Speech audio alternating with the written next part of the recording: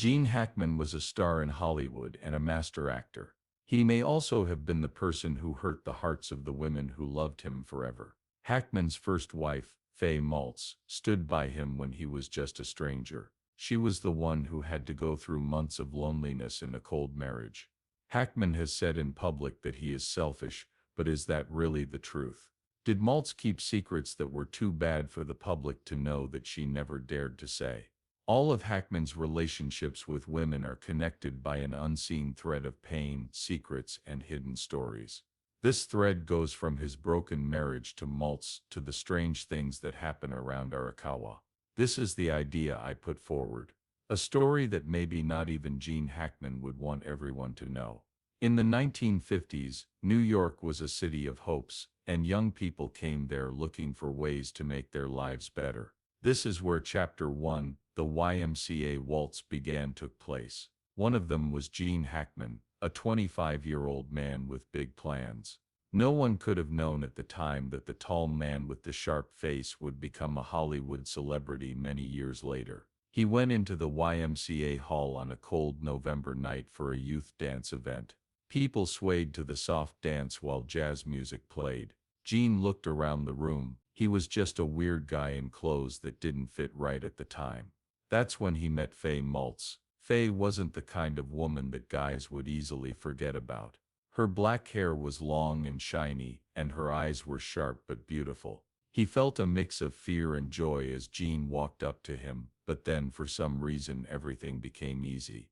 They laughed and talked, and when a new song came on, Gene was brave enough to ask Fay to dance. As they danced in the YMCA hall, it seemed like the world had stopped and they were the only ones left. They kept going on dates over the next few days. Fay, who worked as a secretary at Rockefeller Center at the time, was drawn to Gene because he looked like a man and was working toward a big goal. Hackman always said that he was ready to do anything to become a great actress. Fay heard and understood Gene's dream, and she started to believe in it more than he did. But things were not easy for them. One thing Gene had going for him was a lot of drive and pride that made it hard for him to ask for help. They moved into a small room in New York after getting married. In the winter, even hot water was hard to come by. For them to take a bath, Fay had to boil water on the stove. It was hard for them to pay the rent every month. To save money, some days they would only eat bread and drink coffee. Gene didn't have a steady job. Many jobs, from marketer to servant, helped him make money, but they were all short-term. Tests were the only thing Gene never gave up. Hackman practiced his lines for hours in front of a mirror, trying every way to show how he felt. But getting into the movie business wasn't easy, and he kept getting turned down. But it wasn't the lack of money or the closed Hollywood doors that was the hardest thing for him. It was the growing gap between Gene and Fay. Hackman had a strong will, but that could make him stubborn at times. He was concerned with showing that he wasn't a loser. It was more useful for Fay. Her goals were a solid life and a happy family, but Gene didn't seem to care about those things. Gene came home one night after a long day of failed interviews to find Fay sitting in an old armchair with tired eyes. The question in her soft but worried voice was, "Gene, are you sure you're going in the right direction?" He put his coat on the table and frowned. "Don't you believe in me?" "It's not that I don't believe in you," Fay said. "I'm scared. I'm scared you're giving up too much time with your family. What do you think? Is it worth it?" Hackman was quiet. He knew in some way that Fay was right. He thought about his dream too much and forgot that he wasn't by himself sometimes.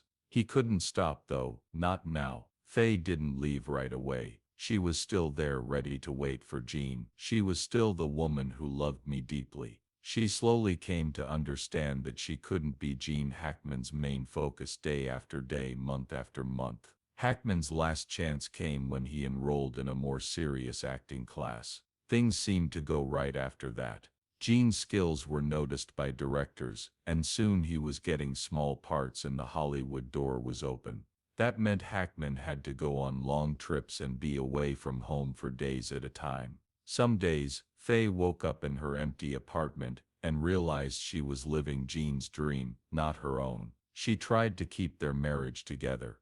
They were still together, but it wasn't just a matter of space. Years ago, the dance at the YMCA brought them together, but as time went on, life took its course and split them apart. Fame's price: a family left behind. The bright lights of fame are always on, but there are dark places behind them that not everyone is brave enough to face. For Gene Hackman, fame came with the cost of years of struggle and the things he left behind by accident, like his family, wife, children, and the special times he should have spent with them. Hackman finally got what he wanted after years of hard work. Hollywood saw how talented he was. Hackman's small parts led to bigger roles, and soon his name was on signs all over the world. But fame came with a tough routine as well as glitz. Hackman had more work to do than ever. The days of having trouble with auditions are over, and now there are constant filming plans and months-long work trips away from home. And as a harsh rule of success, the more he got ahead, the farther away from his family he lived. Hackman's dream used to be more real to Fay Maltz than it was to him. She started to notice the change right away. Dinners were missing, and talks were getting shorter. Hackman had to get ready to take care of the kids by herself for months every time she started a new job. Hackman knew that, but he also knew he had to keep going. You spend so many years desperately wanting to be recognized as talented, and then when you start getting these parts, it's hard to say no. He said that being unknown for so long had made him afraid of missing out on chances. He took every movie offer, even though it made his family less interested in spending time with him. Even though Fay didn't blame him, she couldn't hide how lonely she was feeling. Some nights, she sat quietly in the living room and listened to her son laugh in his room. That's when she realized her family was like a house that didn't have a person living in it.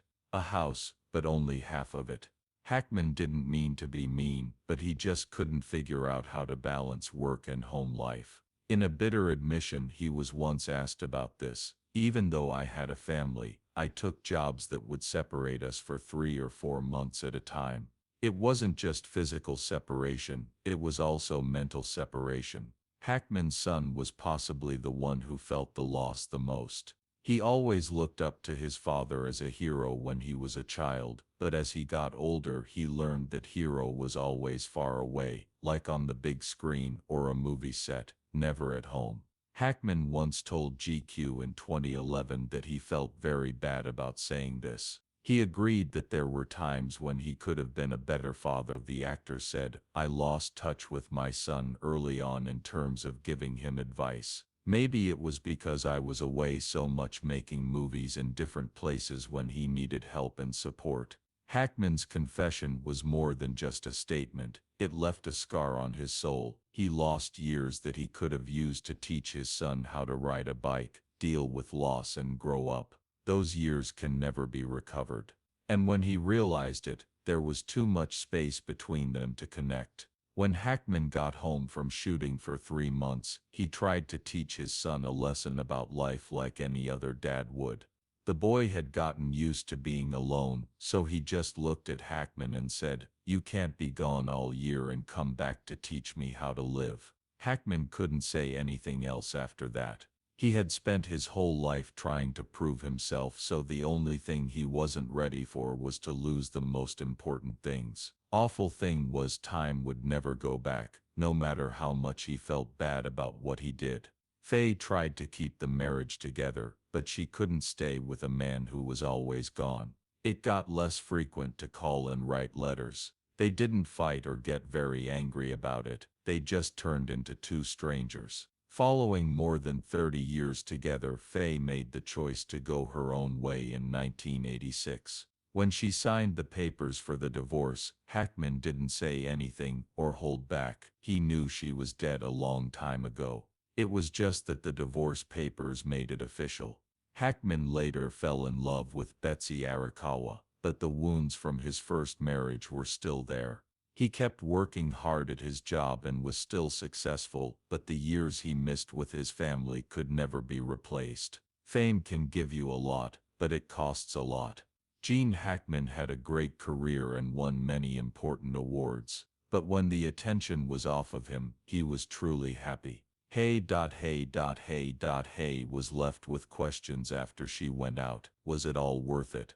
There are good and bad sides to success. Sometimes it's a blessing, and sometimes it's a curse. Gene Hackman had been through hard times and reached the top of fame, but when he thought about it, he couldn't hide a sad truth. Fame and money had taken him too far and made him forget what was most important: his family.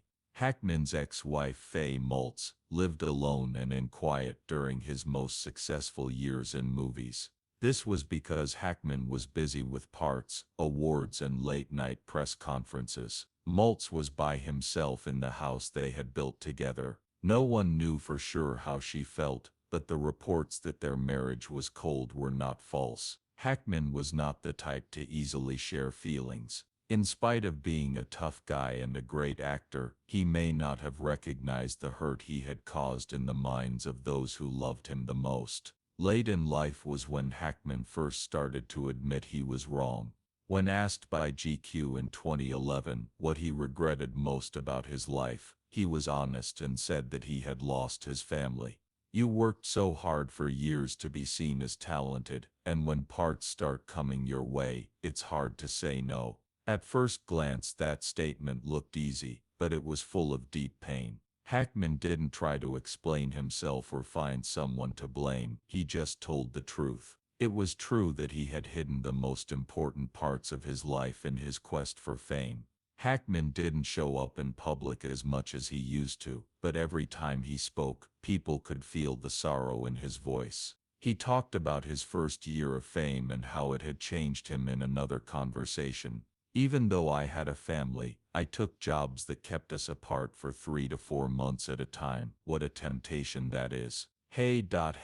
For the poor boy in me, the money and attention were too much. That was too much for me to handle. What they said was nothing less than a confession. He realized that he had made all of his choices based on the poor boy from his past, the boy who had lived in poverty and wanted to be famous. He had thought that money and fame would make everything else okay. That boy was wrong though. It was too late for Hackman to figure that out. No one knew for sure what Maltz did during those years. She didn't like being in the spotlight, and she never blamed her ex-husband.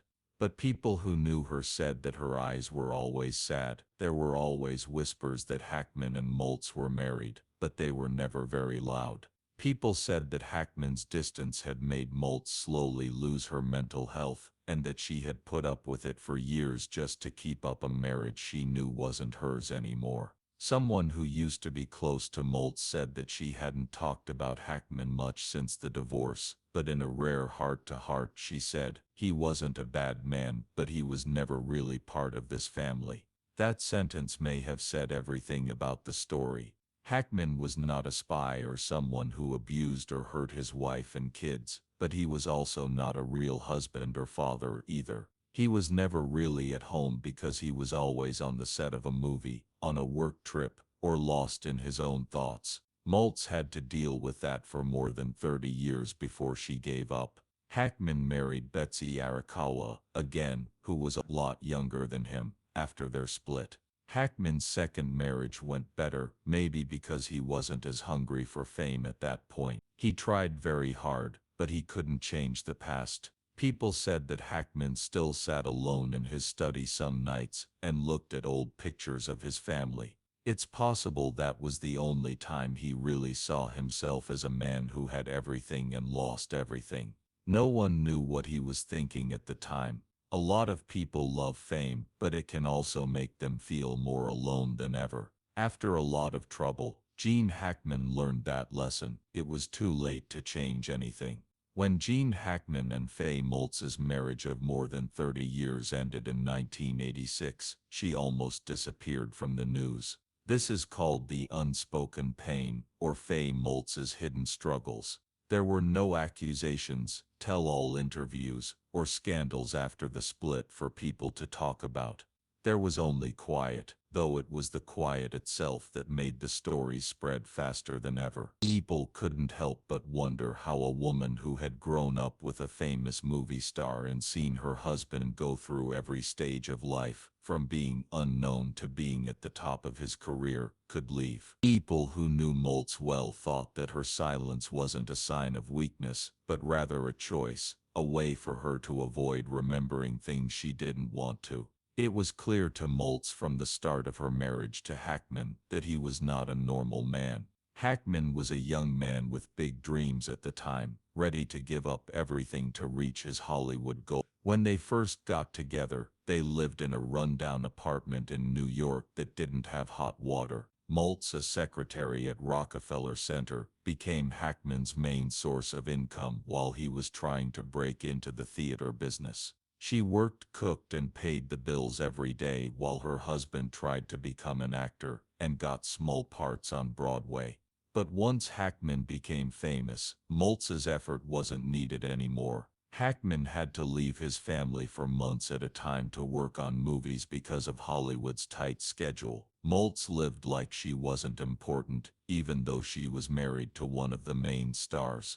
Folks who knew her said that Maltz almost turned into a ghost in her own home at times. She did not go to openings with Hackman or be a part of the high-class world of Hollywood. She lived like a wife who was left behind. Many women who have been in Maltz's shoes know this to be true. Living with a successful man does not mean happiness. Fame not only makes people far away, but it also makes them tempted. A lot of stories in Hollywood are about relationships, secrets, and pains that aren't told, and a lot of people think that Maltz once went through similar things. Hackman wasn't accused or shown to be cheating on his wife, but many people thought he was because he wasn't around very often. With a husband who was gone for months at a time and living in a world full of temptations, Maltz must have wondered if Hackman was really loyal. An old friend of Maltz said that she wasn't jealous or a fussmaker. When asked once if her husband spent too much time in Hollywood, she said, "I don't ask, I don't want to know."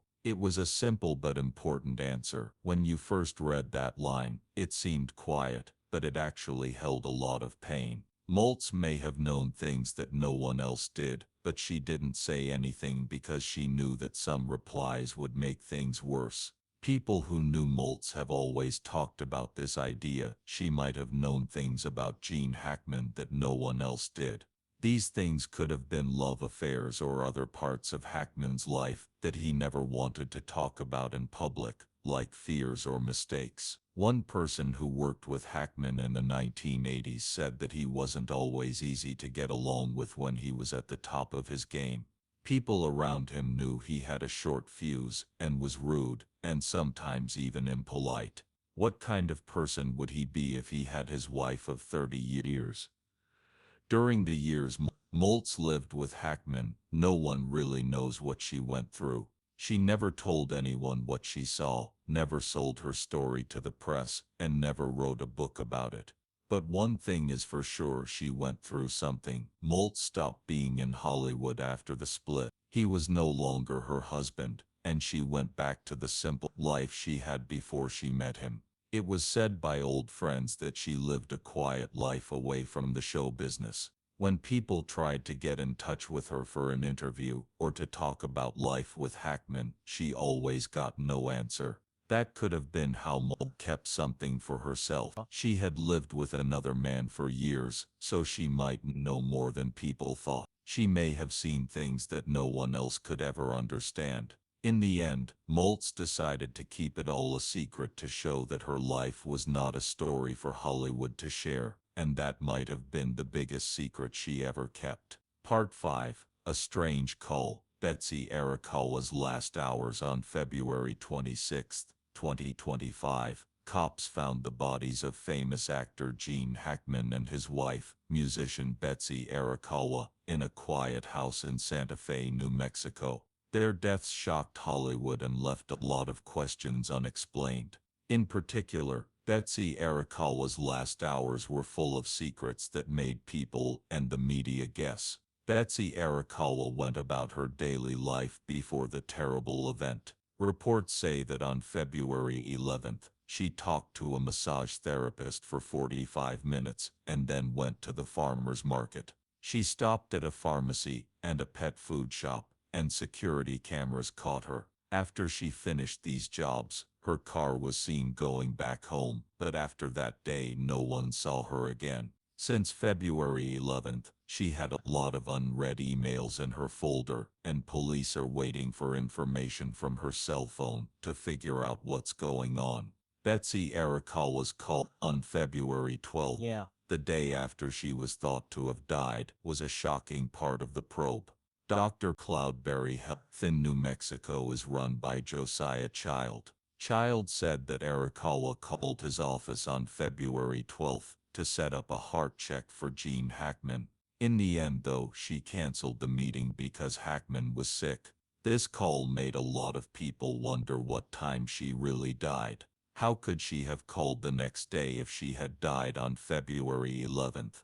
This meant that the cops had to look again at when and how she died. According to the autopsy, Betsy Arakawa died of hantavirus pulmonary syndrome, a rare disease that is spread by mice. But her call to the doctor on February 12th made a lot of people wonder if it was really that easy. Were there other things that led to her death that hadn't been found yet? Because we now know more, the Santa Fe County Police had to change when they thought Betsy Arakawa died. It was proven that her phone was used to call a hospital on February 12th morning. This call was meant to set up a heart check for Gene Hackman, but it had to be stopped because of his health. Yeah. Many ideas were put forward because the time and reason of Betsy Arakawa's death did not match up. Her health quickly got worse after the call on February 12th. Yeah. And some people think she may have caught the H virus. Others think that there may be other things that led to her death that haven't been found yet.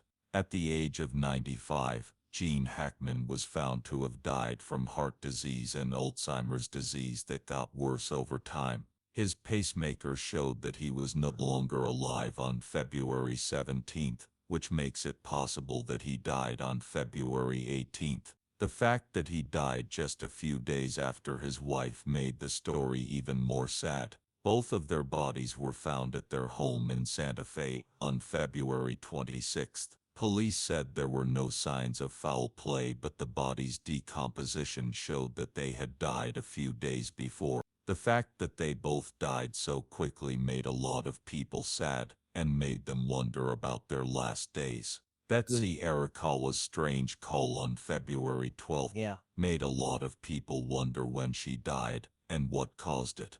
Even though the analysis showed that hantavirus was the cause of her death, the public was confused by the different stories about what she did and when she died. Hackman and his wife's deaths were sad for lovers of movies and TV all over the world. Echoes of the past, a legacy of secrets. When Gene Hackman and his wife, Betsy Arakawa, died, it made people sad and brought up a lot of questions about the famous actor's private life and secrets that he didn't want anyone to know. Even though he looked great on screen, his real life was full of surprises and contradictions, especially when it came to his family and the things he left behind. Gene Hackman got married to Fay Maltz for the first time in 1956. Together they had 3 kids, Christopher, Elizabeth and Leslie. His ambitious playing job, on the other hand, kept him away from home a lot, which made it hard for him to connect with his kids.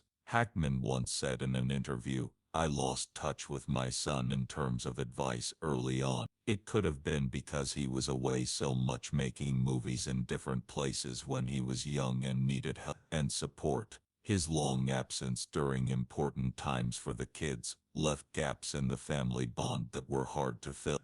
He married Betsy Arakawa in 1991 after getting divorced from Fay Maltz in 1986. They went to Santa Fe, New Mexico, and lived a quiet life there, out of the public eye. Close friends said that Gene and Betsy had a strong relationship because Gene relied on her a lot, and she relied on him too. This showed that they had a deep bond. They were both deeply interested in art and literature, and Hackman even started writing books after he retired. But because they kept it secret, people were also interested in what went on in their private lives. Hackman and Arakawa's wills caused a lot of trouble after they died. Sources say Hackman left his entire estate, which was worth about $80 million, to his wife Betsy Arakawa. He didn't name his 3 children from his first marriage, but because Arakawa died before Hackman, it became harder to figure out how to divide the assets. Lawyer David A. Sis said that Arakawa's assets could be given to a charity within 90 days if there wasn't a prenuptial agreement. This was because Hackman was thought to have died after her. This made people wonder why Hackman didn't leave his children any money or property, and if there were any problems between them. Christopher, Hackman's oldest son, got a well-known trust and estate lawyer, which means that Hackman's estate could be the subject of court disputes. Hackman was known as one of Hollywood's best actors, but his personal life was full of secrets and conflicts. People had a complicated view of him because he lived alone with his second wife, was far away from his children, and had a controversial will. These hidden facts about Hackman's life made it even more mysterious, and they also made people more interested in the character. Hackman left an indelible mark on the movie world, and he will always be known as one of the best players of all time. Gene Hackman and Betsy Arakawa's deaths closed a major chapter in the history of movies, but there are still questions about their personal lives and what they left behind. Will these secrets ever be told, or will they always be puzzles in the story of a legend? Gene Hackman stopped being famous in Hollywood a long time ago, but movie fans still remember his name. People remember him for his sharp parts, complex characters, and unforgettable movie scenes. That being said, Hackman was a real person with flaws, regrets, and secrets that maybe only he really knew.